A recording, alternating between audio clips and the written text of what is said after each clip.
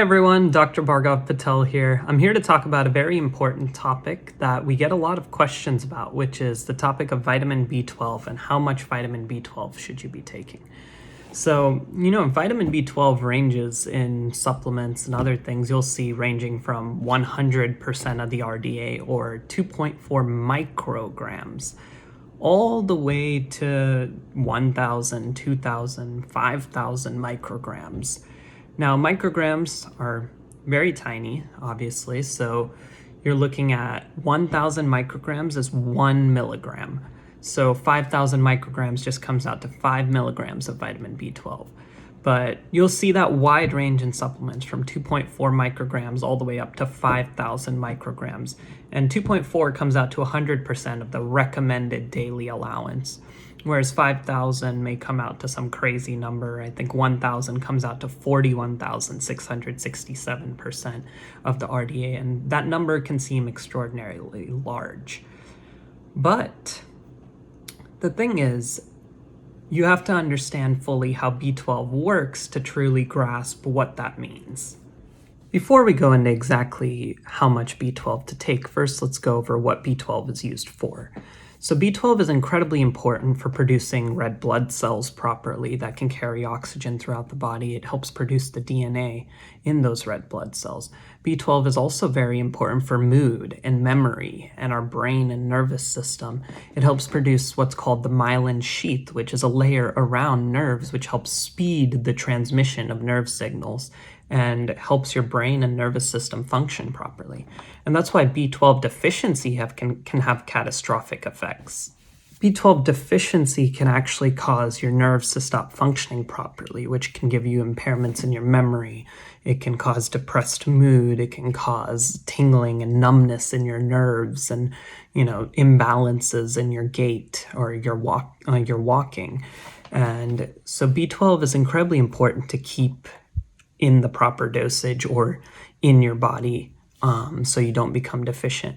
And the body has actually evolved a mechanism to make sure that happens. So vitamin B12 can be stored up to 3 to 4 years worth of supply in your liver because it's so important that we have the right amount of this vitamin that it's very important that we don't become deficient. So you can actually store 3 to 4 years worth of vitamin B12 in your liver. So you won't become deficient very quickly, even if you're not getting it on a regular basis. And the process for absorbing B12 is incredibly complex. So first, when you consume a food or a supplement with B12, it combines with something in your mouth called R factor, and then it goes down into your stomach, and then the stomach acids release it from that. And the stomach also releases something called intrinsic factor, which is crucial for vitamin B12 absorption. They travel in the gut, and then pancreatic enzymes separate it from that R factor, and eventually it binds that intrinsic factor, and it's absorbed in the last section of our small intestine called the ileum. So as you can see, there's an incredibly complex process and a lot going on and a lot of things that can go wrong. But the body essentially does regulate how much B12 it absorbs through these various components, especially through binding with intrinsic factor. And that may be one reason why there's actually no known toxic upper limit for vitamin B12 in supplements or in foods because your body is already regulating how much it absorbs.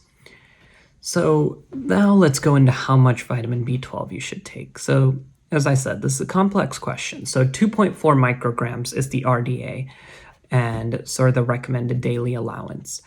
But if you're looking at it, 2.4 micrograms is just the amount to guarantee you don't become, and not even guarantee because some people don't absorb it properly, but it's the minimum amount you need to take to make sure you don't become vitamin B12 deficient and develop some of those catastrophic consequences we discussed earlier. But our body can tolerate much, much higher levels, even up to 5,000 micrograms of B12. And very well, and many people report benefits in their mood, their memory, their energy levels, their cognition. There's some evidence that it may be beneficial for dementia in the long run, and helping the brain stay healthy in the long run. So vitamin B12 is an incredibly important vitamin, and you can take higher doses than the 2.4 micrograms in the RDA, with significant benefit. The last crucial component is which form of B12 to take. So it comes in several forms. The most common are methylcobalamin and cyanocobalamin. You want to take B12 in the methylcobalamin form because that is the active form that it's found in your body. And so even if you take cyanocobalamin, your body has to put in the work to transform it from cyanocobalamin to methylcobalamin. So you want to take methylcobalamin, and the doses, as we said, can range anywhere from 2.4 micrograms to 5,000 micrograms, and there's no toxic upper limit, so you can get benefits from higher doses. And really, with 2.4, you're probably not absorbing very much anyway. Evidence shows up to 10 to 30% of elderly people can absorb food-based forms of vitamin B12 and actually need higher dose supplement-based forms of B12. So it's incredibly important to get your B12 within the right ranges and make sure you're getting the benefits that this vitamin has to offer.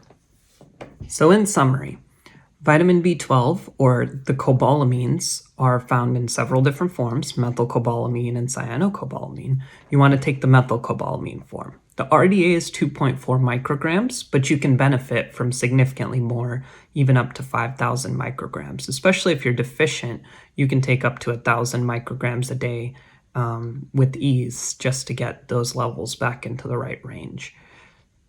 If your B12 levels are in the low range of normal, you can get significant benefit by boosting them to the middle or higher ranges of normal. B12 is important for red blood cell production, healthy nerves, healthy brain, mood, memory, and cognition. And that's all. Thank you for joining us, and I hope that taught you some stuff about vitamin B12.